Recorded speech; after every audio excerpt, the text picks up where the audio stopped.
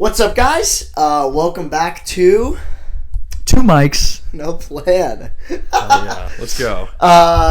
We're getting used to that intro. Hope you guys like it. Eventually, it'll be like clockwork. We're immediately just gonna anytime I say welcome to, Evan's just gonna be like a fucking sleeper agent. Wake up, Two Mics. Yeah, that's like my cue. We're podcasting. So what's up, guys? T is the second episode. T minus 51 days. 51 days until graduation / the end of the school year. End of the podcast. Potentially. Yeah. Potentially. End of the podcast. Unless you guys love us. Hopefully you guys love us. I love us. Please like Evan, us. do you love us? I love us. I could say that. Could say that. I could also say that. Yeah, it's a good thing. It's a great thing. So, dude, I've been waiting to talk about this with you on the podcast just because, I don't know. I feel like I've been holding on to conversations recently just so we can talk about it on the podcast. Just have cool reactions. Yes, that's actually one of the. I swear that's one of the best things about having this. Yeah, it's I want to do natural reactions from having conversations, and this is something that I've seen other YouTubers do or whoever when they do podcasts they're save it for the podcast, save it for the podcast. They're having conversations, they save it. So that's what I've been doing. I was because I love calling Evan just sporadically throughout the day and just telling him about random things that happened to me. And I feel like I've been holding back on that recently just to save it for the podcast. Oh, is that why my phone's been dry? Yeah, a little bit. So I've been thinking about this recently. And have you ever heard this I'm sure it's it's been around I've seen on Instagram as a meme before or whatever it is. But the conversation of if you bring somebody from the past into the future, they'd be so astounded by all this technology, but then you don't realize that they're astounded by the fact that we have a shit ton of salt and spices in our fucking cabinet. So I was thinking about this recently. I'm that's there's so many things that I think that people from the past would be so they literally their eyes would melt from even thinking about this idea possible. First thing, memory foam. Memory foam. Think about it. They sleep on feathers and straw. Bring them over to our house. Let them lay on the fucking bed. They're gonna be what the fuck is this magical shit? They're gonna think a witch fucking created it. They're gonna go nuts. No, it's honestly true because we go from having iPhones and computers where you're oh my god, the technology is gonna be insane. Little do you forget think about how uncomfortable it was, just 300 years ago. Yeah, absolutely. And now we have mattresses in which it's you're falling asleep within 30 seconds. Because exactly. this thing can cool to your temperature even. Yeah, I'm sure back pain and shoulder pain, whatever the fuck it is, neck pain, waking up was common. Yeah, I want to see that chart. Yeah. Think about that just going down over the years. Over the years. Memory foam invented right here. You just, it's like a steep drop. Yeah.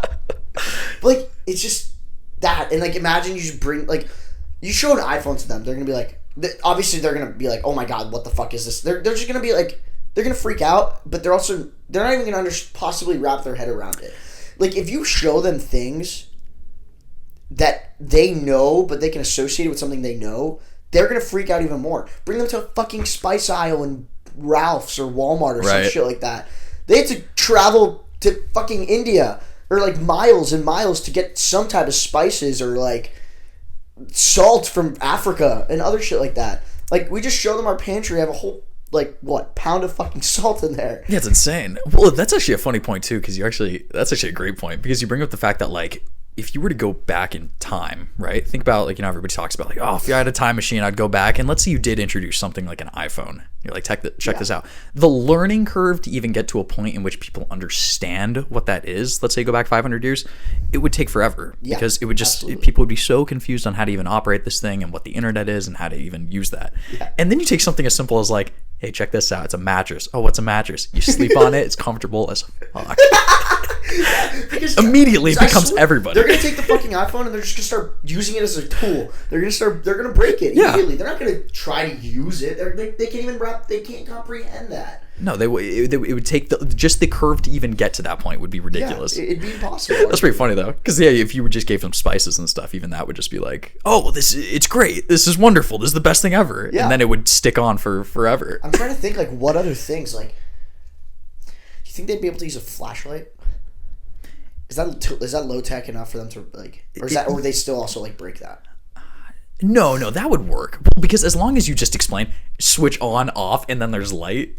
Like, that's a crazy fucking invention. It would more be funny because they'd be like, okay, how does it work? Does it just how about die? a lighter? Oh my god, dude, a lighter.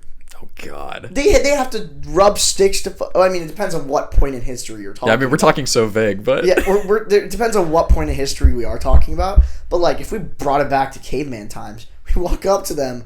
They have to rub sticks together, rub their fucking ass cheeks together, trying to figure out like friction, other shit to make an actual fire. I come up to them and be like, yeah. Well, either they would accept it and be like, "Wow, this is the best thing ever. Thank you so much," or they think you're a witch. Yeah, they're gonna kill you. They would 100% kill me because they'd be like, "This dude just spawned a fire." Yeah, I create fire. I'm a mage. I'm a fire mage. Think about if you could just go back in time and know small stuff like that. Like, think about how powerful you'd become. Absolutely. Just being like, hey, I can create fire. Or, hey, I know what the constellations are going to be in the sky. Like, there was people that were able to, like, finesse, like, different rewards and stuff just because they were like, well, there's going to be an eclipse tonight, but you don't know that, but I do. So, you know, like, I control the universe, and you have to say what I, obey what I say. Exactly.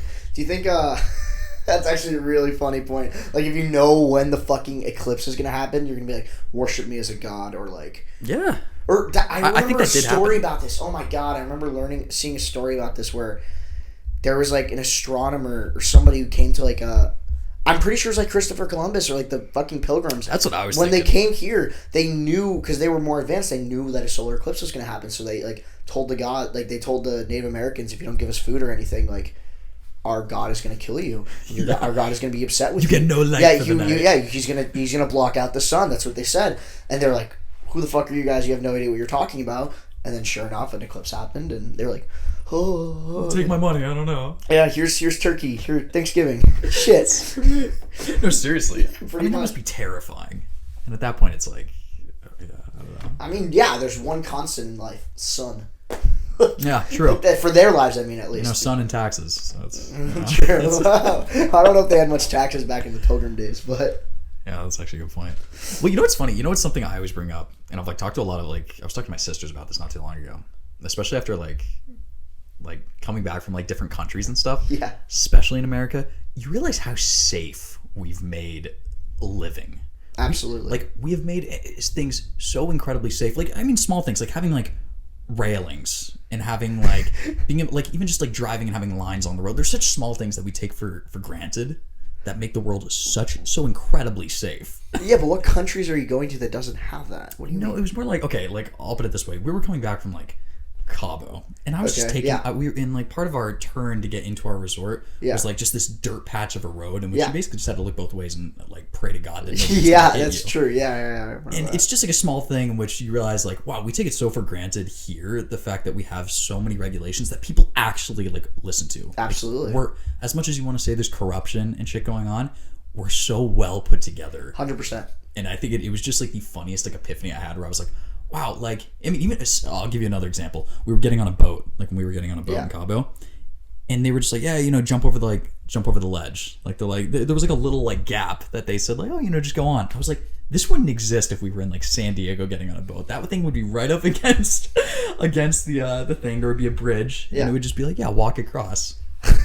I'm telling you, it's such small shit like that where you're like, wow, like we've made the world such an easy place to navigate. Yeah. I mean, it's the Karens of the world that did it. We appreciate them, though. Yeah, we do. Absolutely. Keeping our kids safe, keeping our families safe, keeping everybody safe. So, speaking of, here's another thing. It's so interesting because, like, back to the conversation of, like, difference, like, if we brought somebody here, whatever it is. What about glasses? Like, that would be insane. Like, these people don't have glasses back in the day. Or at least if we're talking about, like, still, like, caveman times. Yeah. Or, how about this? Even not even caveman times. Like, history even, like, 200 years ago. Like, people were colorblind. Like, colorblind glasses. Oh, for sure. Yeah. Well, and I mean, even just hitting the glasses point really quick. Think about the amount of, like, stories and... I mean, I'll just say it, crazy shit that people have been like, oh my God, I saw this insane thing. Yeah. Little do they know, they just couldn't see. They saw some dark figure in the shadows that's like 10 foot tall, and they, oh my god, it's some crazy creature. Yeah, all the folklore is just somebody seeing a bunny, but he had terrible vision, so he thought it was a fucking. You just couldn't see. You saw a shadow of a tree falling. Like yeah, exactly. Because he saw a bunny, thought it was a skinwalker, just because it was a little smudge, and he had bad vision. I mean, I'm just saying. No, have you heard that? Like, hey, like, what if that's like all of like religion? Like, just no religion period exists. It's just a ton of people that couldn't see. Yeah, imagine like Jesus was just T-posing, but like because he had bad vision, everyone thought he was just like on the cross. Is that what you mean? Is that what you're saying? Yeah, they just couldn't tell what it was. Yeah, they just couldn't, because everyone had bad vision at the time. That's what it was. It would be kind of great. Like, somebody brought that up with like Greek mythology. I think I saw a TikTok where somebody was like, I think all of Greek mythology was just somebody who was like out to sea and just like saw like they just couldn't see past a couple like I don't know, a couple 100 feet away, and they saw some sort of dolphin flying out of the water. Well, that's okay. Well, that's the whole thing with mermaids. Is it wasn't even bad. I mean, probably bad vision attributed to it, but it was like these pirates are out, or whoever the fuck it was out to sailors are out to sea for like months upon months at a time. And obviously, you kind of grow a little crazy when you're out to sea for a while. You have no land. Sense. There's never like a point where you're like a solid ground. And so you see like dolphins, or I'm pretty sure it was I think it was narwhals. It wasn't narwhals. It was walruses. They saw walruses and they saw them as beautiful ladies, as mermaids. That's what it was. They look out to sea. Oh, is that true? Yeah, because they go crazy with like sea. I forget what the word like the terminology for it is, but like sea craziness or whatever it is, and they see these walruses, and they think, "Oh my god, it's a beautiful lady with a tail." Oh, that's actually super interesting. Yeah, I did not know that's where that was. That's where it comes from. Huh. Yeah. I guess that's where we got Ariel from. Okay, got it. All right, so that's really funny. Talking about colorblindness and eyes. Yeah. Evan's colorblind. Yeah, I'm like I'm pretty horribly colorblind. Yeah, he's pretty badly colorblind. Have I ever told you like the story of how I found out I was colorblind? Absolutely not. Let's hear it. It's actually really funny. I noticed when I was in maybe first grade, second grade. Mm-hmm. I was like at the back of the class, couldn't see the board. So it started, I was just like, I just have like poor vision. And I was like, I can't see the board. And everybody else was like, no, you should be able to see it from here. And I was like, okay, got it. So I went to the optometrist with like my dad, and I start getting tested for, they blow the air in my eye. They do super uncomfortable, all the eye stuff. And they're like, yeah, we're also going to just like give you like a regular colorblind test. Apparently that was like a thing, because I was like, I don't know, I guess like they didn't know much about my eyesight because I was in like second grade, and I'd never come in for anything eye related. Absolutely. So they give me a booklet that it's like the dot test, right? So it has like red, green, blue, whatever, and I have to like piece together the numbers. Okay. So and they did this entire booklet. The first one, I think I remember, it was like the number 2, clear as day. It was like the most like bright red and like the most green, and I like could clearly see the number. And then they kept flipping through the pages, and I just started guessing numbers. I couldn't see a thing. Are you serious? You just started guessing numbers? Well, it got to a point where it was either like, I can't tell you, I had 27. Like, I have no idea. I was just like, I don't know. Went through the entire thing, and I remember them finishing it off, and the person writes down, okay, red, green, colorblind, like very colorblind. And I go through, I finish the appointment, and I get like a set of like glasses. And we leave, and I'm in the car with my dad, and my dad goes, so you really couldn't see anything in that booklet? And I was like, no, what do you mean? I'm like, did I not get any of them like right? My dad's like, you only got one right. The rest of them were completely wrong. Are you serious? That's actually what he said. He was like, yeah, apparently I got the entire booklet wrong. Wow. And so it was after that I was like, so you got the 2 right, the very first number? I got like the very first, like the easy number where they just like, I don't even know why they give you that. I feel like it's just like a freebie, but that's a control test. I don't know. But yeah, I completely got the entire booklet wrong. So ever since then I realized that I don't know, I have a problem.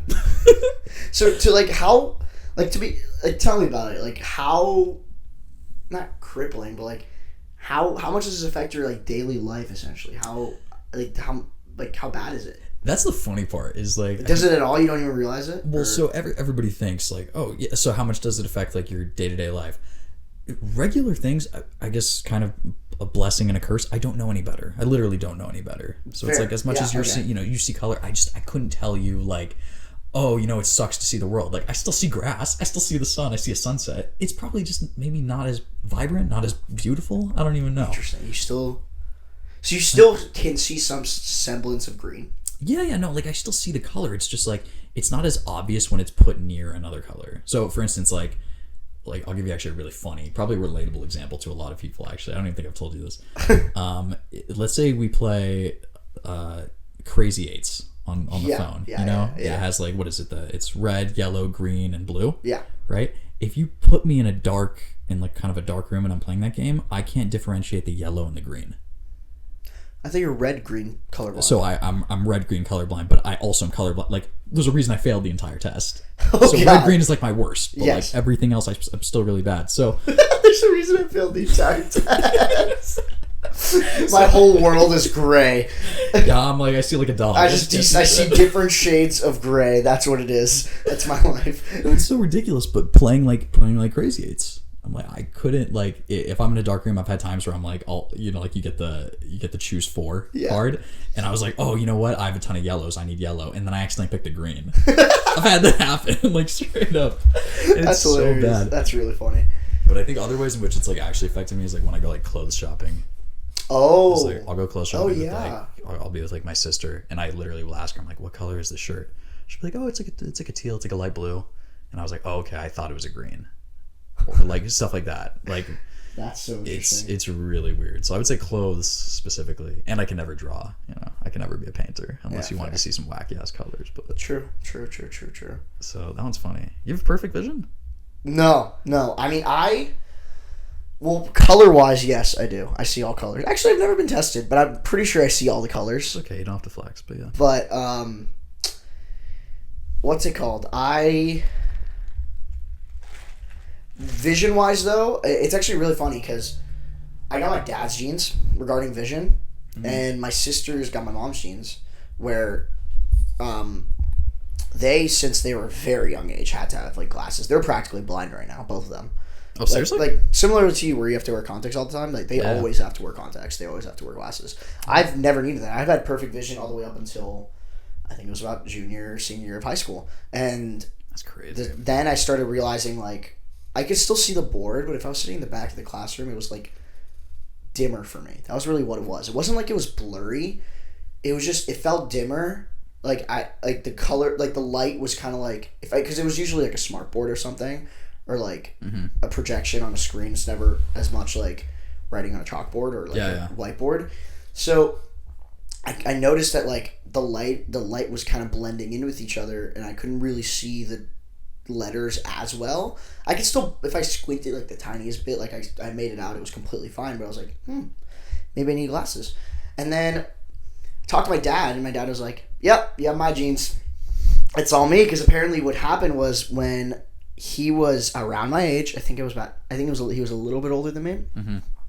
But when he was like 19, 20 years old, he started to need glasses, and especially when he went to college, like in like medical school and things like that, he really started needing glasses or dental school, but he really started needing glasses because he just couldn't see the screen at all. And so pretty much after I figured out I needed glasses, I got glasses, and I never wear them. The only time because I don't need them. I see never everything. seen you with them. But when I went to, actually this is really funny, when I went to the DMV to get my California license once I moved here, because reminder, I'm from New York. When I came to the when I came here, I wanted to because I was independent at that point, so I wanted to pretty much get everything, because I was planning to live here, still planning to live here. I switched everything, so I wanted to get my license in California. I went to the DMV, and they're like, oh, you take the eye test, and I started taking the eye test, and I got pretty much most of it right, but I got like a couple wrong, and they were like, yeah, you need to wear glasses every time you drive.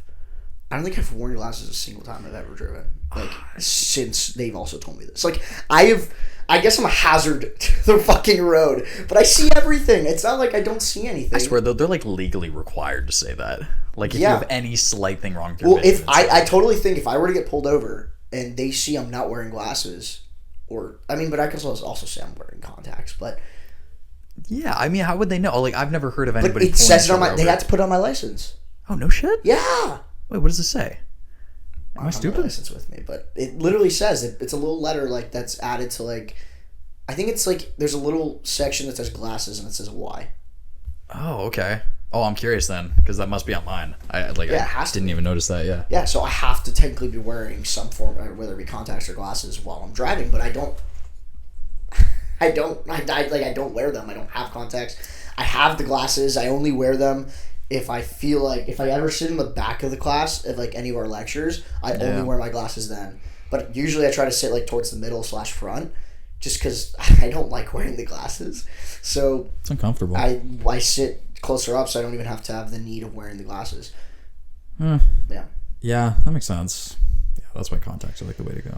But yeah. But I eventually. So yeah, I was telling you, my dad. So eventually he just got LASIK, and now he doesn't need glasses ever. But like, I don't know if I'll get as bad as him, because I don't know. The guy was he's straight up. He was a studious fool. Like, bro was studying. Like, bro studied constantly. Like, he always put his like eyes straighten his eyes. So I'm sure like at this point in time, like my vision is probably better than his was at this point in time, I think. But I also don't know, because he only got LASIK when he was like in his mid-30s. Is LASIK still lasting for him? Because I know that LASIK goes away and like it's usually like has like a 10-year thing where it starts to decline after. I don't know. From what I can tell, he hasn't needed glasses since he got LASIK. But that's good then. Yeah. Oh, I wanted to tell you, not to completely Yeah, go ahead, completely. This is moving on to this is a topic about internships. Just super random. This was like, so as we told you guys, we're going to talk a lot about sorry. We're going to talk a lot about our internship woes, our professional woes, things like that, because I'm sure that's a topic that a lot of people that are going to be listening to this can be relating to. So go ahead, Evan, tell me. Well, so let me preface, right? I'm looking into entertainment roles, things with like an agency, production company, anything like that, right? So, and I recently got my LinkedIn up and running. Oh, dude, I still need to get my LinkedIn running.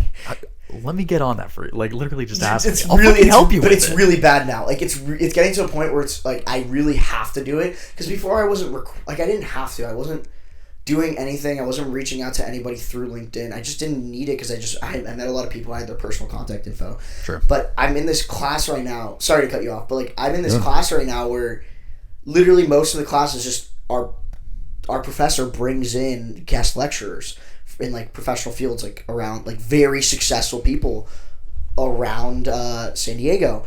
And a lot of these people out, like, they're like telling us like, connect with me on LinkedIn, I'll become your friend. And these people are like super wealthy, super well off, super successful human beings.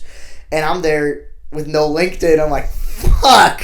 Like, I have to. You just gotta have the account. Like, you get the account and put your profile photo and put your school. Like, that's like minimum, just so you can like start. I have the account. I have my school. I don't have a picture. I also don't have anything on there.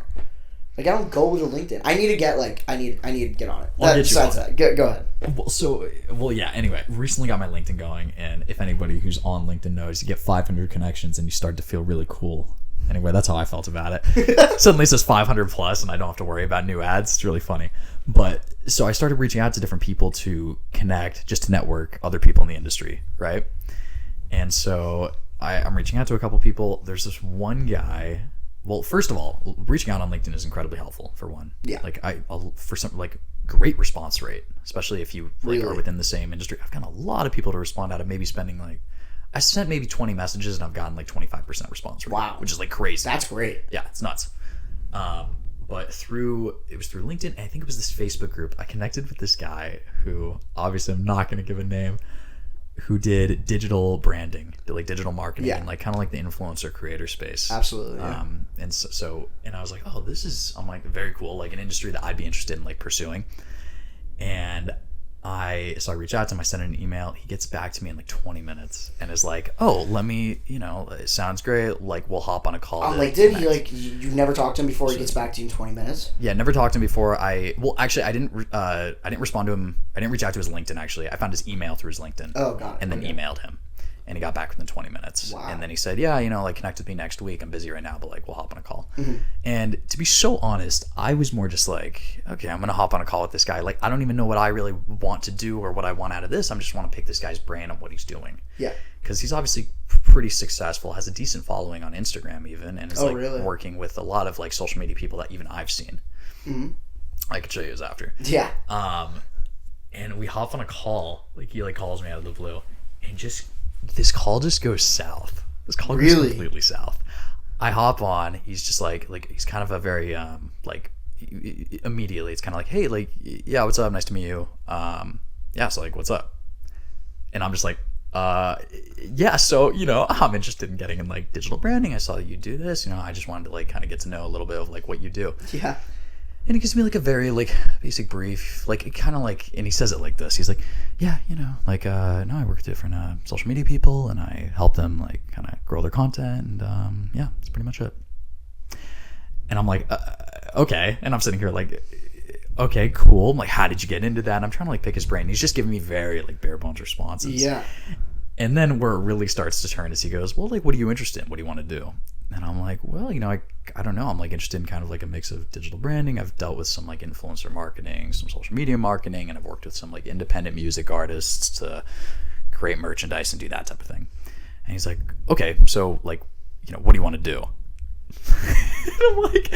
And I was like, I don't know. I'm like, I guess like digital marketing would be cool. I just don't know how to get into that industry. And I kind of give him the same spiel. And he goes, okay, great. Well, that didn't really answer my question, but it's fine. And then continues to just kind of be like, yeah, you know, like, I don't even know. Like, he's like, yeah, I just kind of started by like putting out content and like doing my thing. And then I kind of just like started working for an agency. And by the way, these pauses that I'm doing, this is exactly what the call was. And I was like, really? Yeah. And I was like, okay, cool. I'm like, do you have any advice on like maybe how I should go about and do that? And he's like, no, just apply. Yeah, maybe I know a guy who like I'll see if he needs an assistant. This is so weird to me. Such an odd call. This is so weird because like this guy gets back to you in 20 minutes. Yeah, like he clearly showed the interest in talking to you. Why is it like he acting like this on a phone call? Yeah, it was just like it was one of those instances in which clearly he's like successful with what he's doing. Like he doesn't have to be giving me the time of day, but he did. And then we hopped on the call and clearly, and it was a mix of both. Like he was kind of like, okay, I don't think this kid has anything of value to bring to me because obviously I'm new to this. It's not like I have a huge resume of stuff going on. I'm more just like. Well, did you make it seem like you did when you emailed them the first time? No. I just said like, oh, these are the things I'm interested in. This is what I'm doing. I'm curious in getting more in this space. Like, I wasn't asking for anything from him. I was more just like, I'm just curious what you do. But it was a mix of, I think, him being like, okay, well, I don't really know what I could do to you. Like, I can't really do anything for you, which I didn't really want anything. I just wanted to get more advice, but it was just kind of weird. And then it makes of me also just not knowing what I wanted. Because I left that phone call being like, oh, shit, I really don't, like what I want is very vague. I need to figure out very specifically what I want. Yeah, but you also, I mean... That's such a bad thing to say, though, in my opinion. Because, like, at the end of the day, yeah, what you want is vague. But at the same time, there's so many things that I feel like you're okay with going down in the path. There's so many paths you're okay with doing. Like, you want the niche of entertainment. You want to go into the entertainment space. But I've heard you talk about, like, you don't mind doing finance. You don't mind doing marketing. You don't mind doing social media marketing. Right. Or marketing for, like, a production company, like, or advertising for a movie.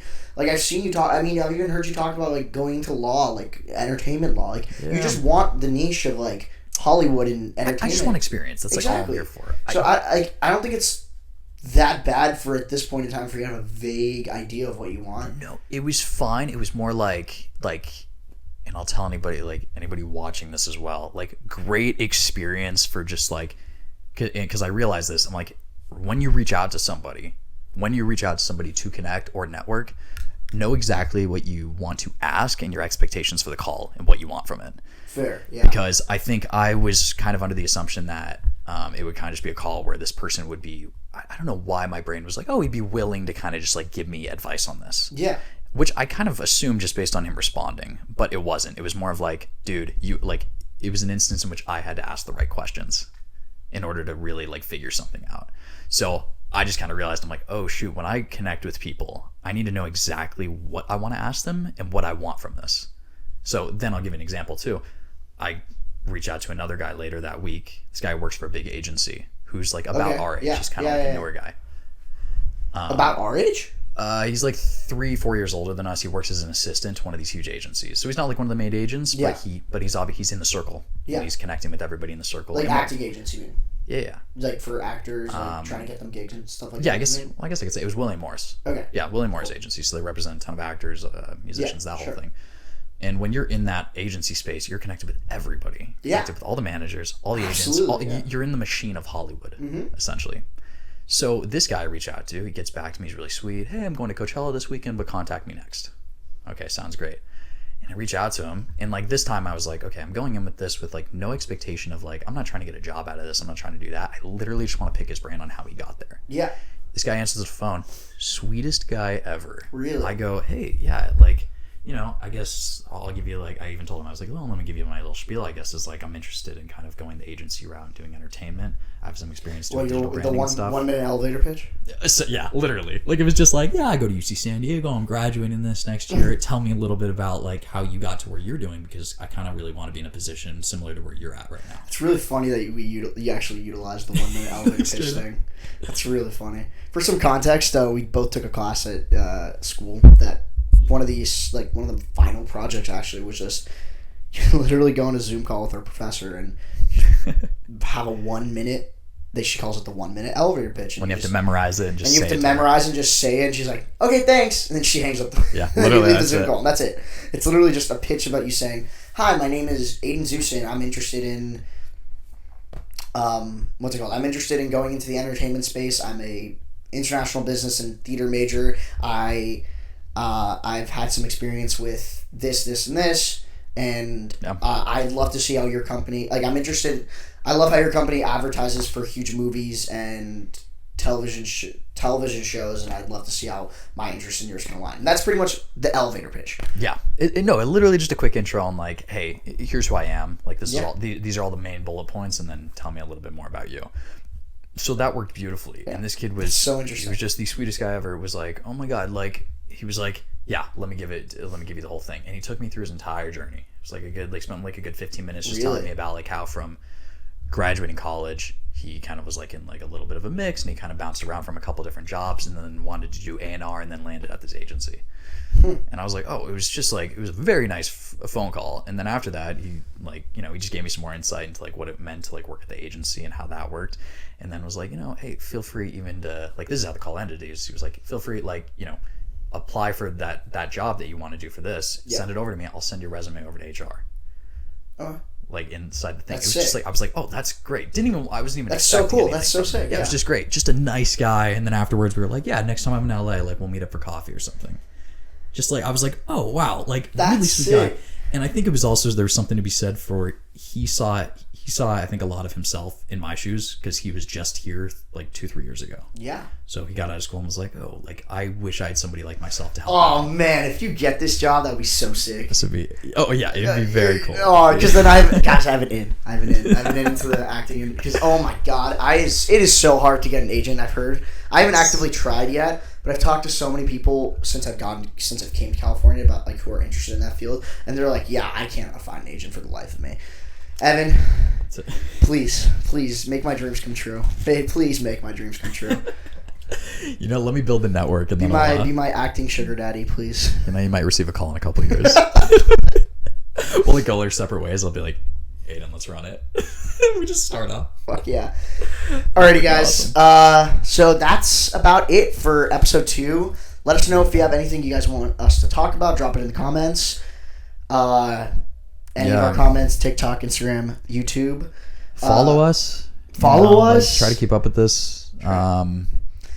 So yeah. For my future kids watching, I'm gonna like close this off every single time like that. Yeah. For my future kids watching, let me know what you think of this. Do you think, is this like hilarious? Is this the stupidest thing ever, or is this very entertaining? Do you guys know your dads were this cool? Yeah, exactly. Did you guys know your dads were this cool in college? You know this? Yeah, your dads were filming podcasts in college. What are you doing? We were so cool. Well, alrighty, guys. That's it for 2 Mics No Plan, episode 2. As I said, let us know if you have any topics you want us to talk about. Love you guys. Love you. Peace out. Peace.